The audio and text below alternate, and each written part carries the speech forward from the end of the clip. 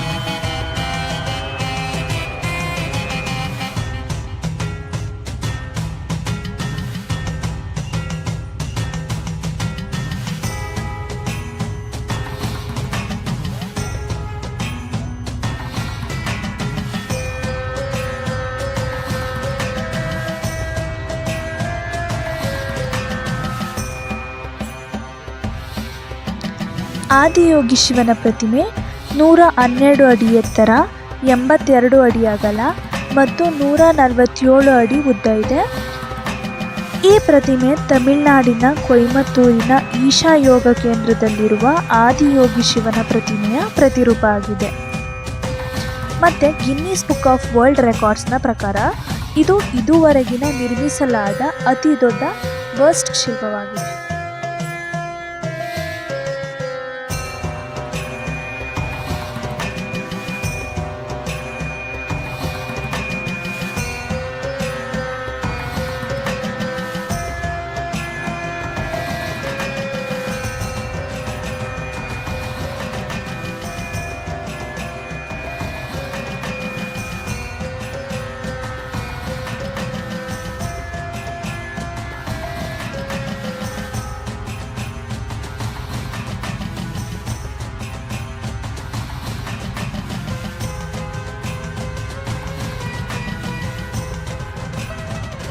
ನೀವು ಫುಲ್ ಸರೌಂಡಿಂಗ್ನ ನೋಡ್ಬೋದು.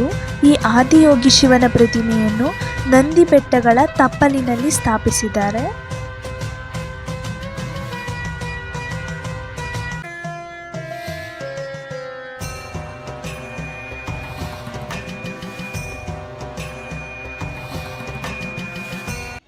ಇಲ್ಲಿ ವೆರೈಟೀಸ್ ಆಫ್ ಹಸುವಿನ ತಳಿನ ಸಾಕಿದ್ರು. ಅದು ಯಾವ್ಯಾವುದಪ್ಪ ಅಂದರೆ, ಇದು ಗಿರ್ ಅಂತ.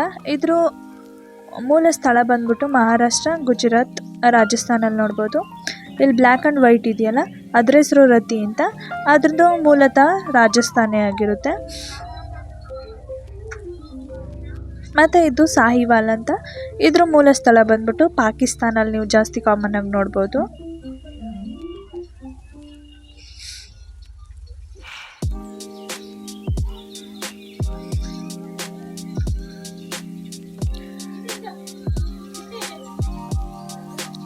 ಇದನ್ನು ಒಂಗಾಲೆ ಅಂತ ಕರಿತೀವಿ. ಇದು ಮೂಲ ಸ್ಥಳ ಬಂದ್ಬಿಟ್ಟು ಆಂಧ್ರ ಪ್ರದೇಶಲ್ಲಿ ಕಾಮನ್ ಆಗಿ ನೋಡ್ಬೋದು ಈ ಹಸುನ. ಇದನ್ನು ಡಿಯೋನಿ ಅಂತ ಕರೀತಾರೆ.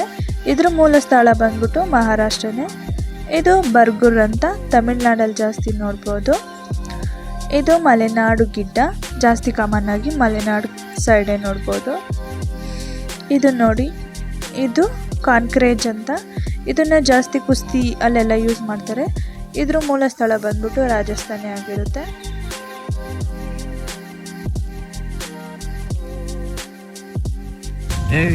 ನೀನು 7 ಮಿಂಡ್ರಿ ಆದರೆ ನಾನು 14 ಮಿಂಡ್ರಿ.